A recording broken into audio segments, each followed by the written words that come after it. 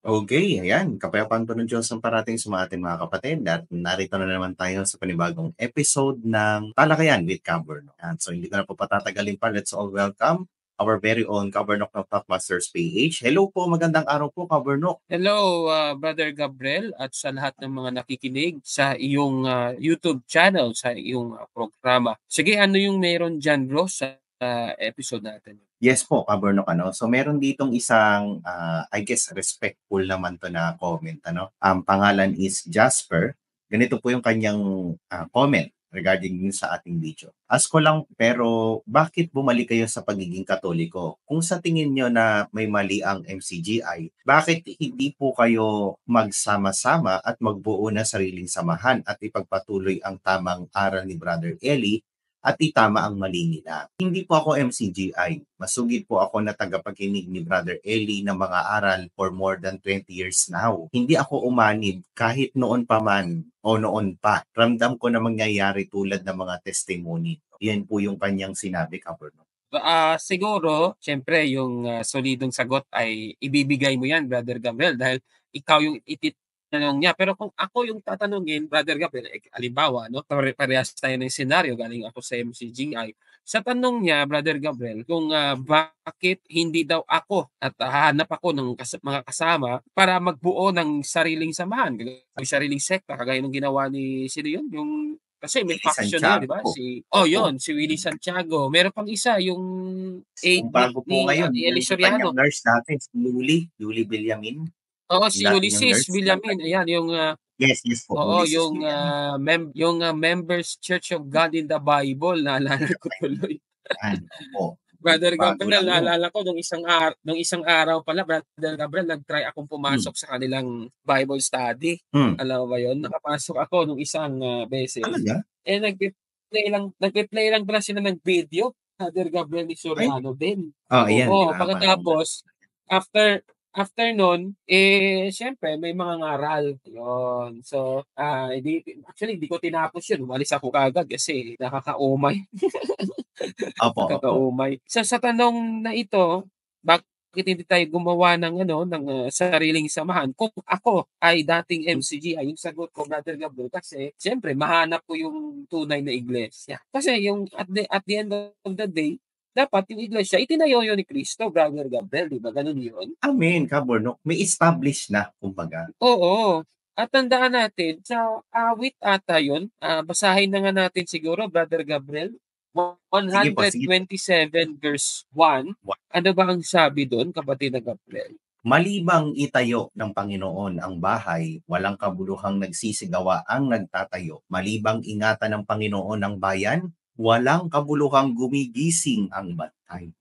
Maliwanag yan, kapatid na Gabriel, dapat yung magtatayo ng bahay yung Panginoon. Kasi kung hindi yung Panginoon yung magtatayo ng bahay, eh, walang kabuluhang magsisigawa yung nagtatayo ayon sa Mm, Biblia. So yan mm. ang ating, masasabi. Siguro mas mainam ikaw yung sumagot dun sa tanong kasi address yan sa'yo at saka ikaw yung may Yes, authority na sagutin yung tanong kasi dati ka talagang MCGI, eh. O sige, Brother Gabriel, take it away na. opo, opo. So since na respectfully naman siyang nag-comment, I will respectfully din na sasagutin, ayan. Kasi deserve naman nito nung kapatid na Jasper, ikinalulungkot ko pong sabihin, kaso nga lang po hindi ko po magagawa yung sinasabi po ninyo. Unahin ko lang po muna yung sinasabi niyo po na ano 'no, yung magsama-sama kami at magbuo ng sariling samahan, ay pagpatuloy ang aral ni Brother Eli at itama ang mali nila. Unang-una po sa lahat, yung kung napanood niyo po yung aking testimony, nilinaw ko po doon na hindi na po ako sumasampalataya dun po sa aral ni Soriano. Kasi wala nga pong consistency, 'di ba? So kung halimbawa ganito, may pagpapatuloy akong aral ni Ginoong Soriano and then may itatama kong mali, sino-sino naman yung kasama ko? Sino yung magiging leader? Di magtatayo kami ng bagong sekta. Lalabag na naman din po yun sa aral din po ng mga Kristiyano. Kasi tulad yan, sabi ni Soriano, tawag doon, hindi kami totoong iglesia, umanib lang kami doon sa may iglesyang nasa Biblia. Actually, for me, that is fallacious argument po yun kasi nagtayo lang naman talaga si Soriano ng MCGI eh. Ginamit lang naman niya yung word na members pero ang totoo naman talaga nun, yung MCGI ay yung inaniban nila. hindi yung iglesyang nasa Biblia, no? At isa pa, yung iglesyang nasa Biblia na yun, nag-e-exist pa yun eh. Kung titignan natin historically speaking, nag-e-exist siya until now. At walang iba po iyon, kundi ang Iglesia Katolika po. Kasi ang Iglesia Katolika po, yun ay tinatagpo mismo ng ating Panginoong Hesukristo na hindi naman po doon member ang MCGI. Magiging labag din po yun sa aking testimony or sa aking paninindigan kung halimbawa ipagpapatuloy ko yung aral ni Ginoong Soriano, ako na nga mismo nagsabi, di ako sumasampalataya sa kanya, di ba po? Ayan. Pangalawa is ayoko pong maging leader. Kasi pansinin nyo na po, kapatid na Jasper, ha? May unang umalis dun sa MCGI. Sino po yung umalis dun na una dun sa MCGI? Di ba si ano po yan si Ginoong Willie Santiago. Nung nakapagdala siya ng mga miyembro na naakay niya, so nagtatag siya ng panibagong sekta. Tapos siya yung naging leader. Next naman po, yung sumunod is nung namatay na si Ginoong Soriano, nagtatag nga po ngayon si Ulysses Villamin, yung personal nurse ni Ginoong Soriano, kasi siya, I guess fit na fit siya dun sa sinasabi niyo, kapatid na Jasper, na talagang yun talaga loyal yun kay Soriano. Kung ako tatanungin niyo po, baka sa akin na opinion ko lang naman to, mas loyal pa yun kay Soriano kaysa dun sa may pamangkin niya na si Daniel Rason. Kasi stick yun sa aral ni Soriano. Yun, pinagpatuloy nila. I don't know kung may mali si Soriano na itinama nila, pero yun talaga, sigurado stick na stick yun kay Soriano. Pero ganun pa rin po, no? Lalabag pa rin po yan sa aking paninindigan. Tapos meron pa pong isa, if I'm not mistaken, parang Tejada yung yung apelido niya Tejada. Members Church of Si God Universal Samuel. naman yung Samuel, no? Samuel Samuel Tejada, ayun. Tejada. Tejada.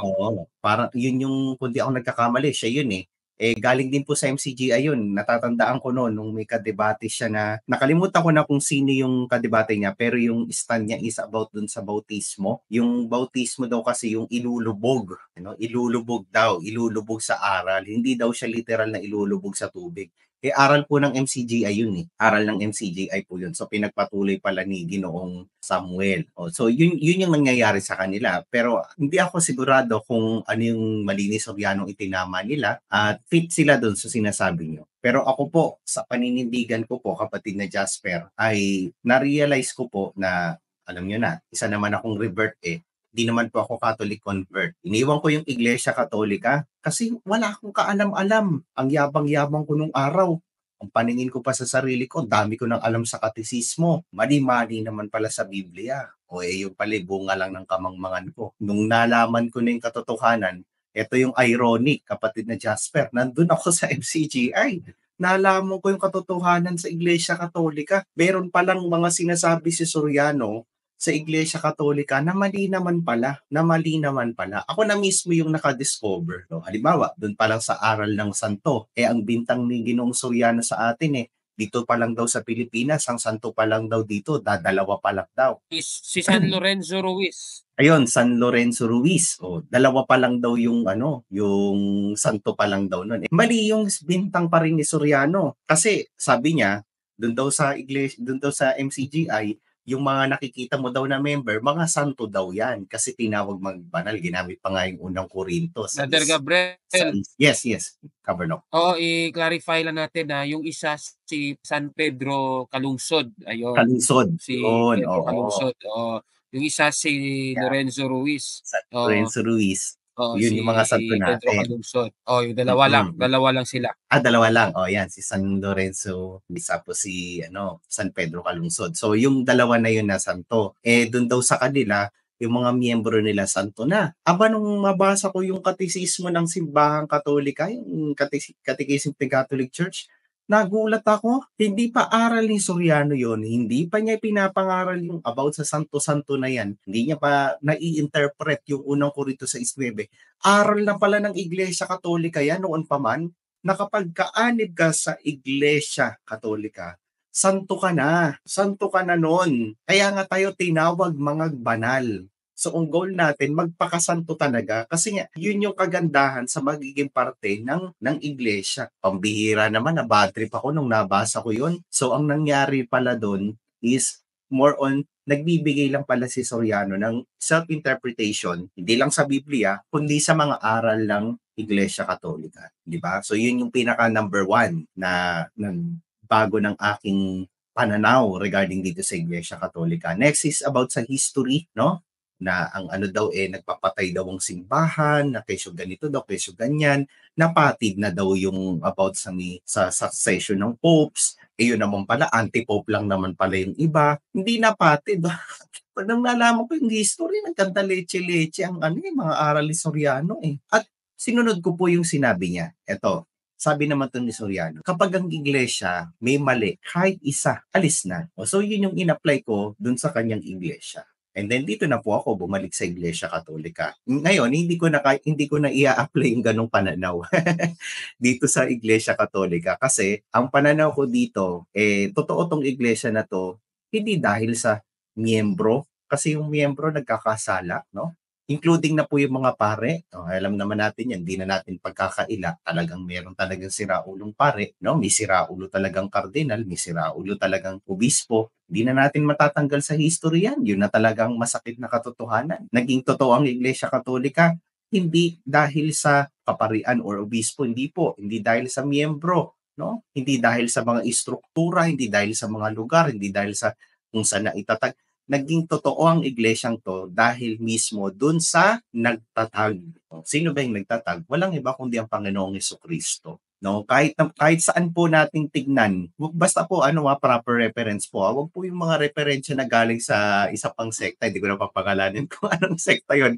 Pero grabe din magsinungaling 'yon, ha? Bigyan ko na kayo ng clue, hindi po siya yung mortal enemy ng MCGI. Ibang sekta pa 'yon. Grabe din mangloko, grabe talaga. Anyway, so yun nga mga kapatid, dahil po sa Panginoong Jesucristo.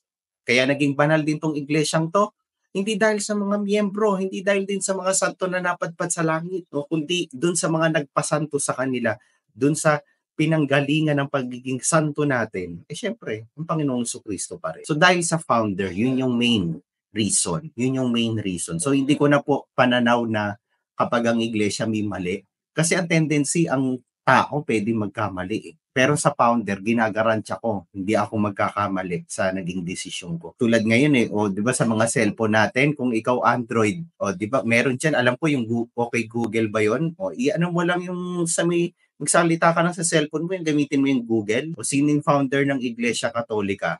Pag iPhone naman, alam ko ang kalaban naman ng si Siri.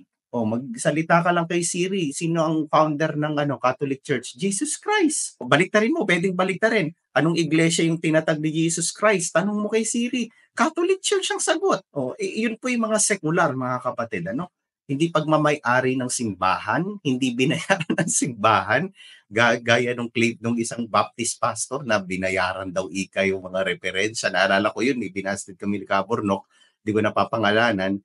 Pero alam niyo na kung ano yung ibig ko sabihin. And thank you so much kapatid na Jasper, no? Kasi hindi ka naging MCGI. At least wala kang pagsisisihan. Mas gugustuhin ko pa yung ginawa mo na yan, kapatid na Jasper, na naging naging agnostic ka against dun sa MCGI.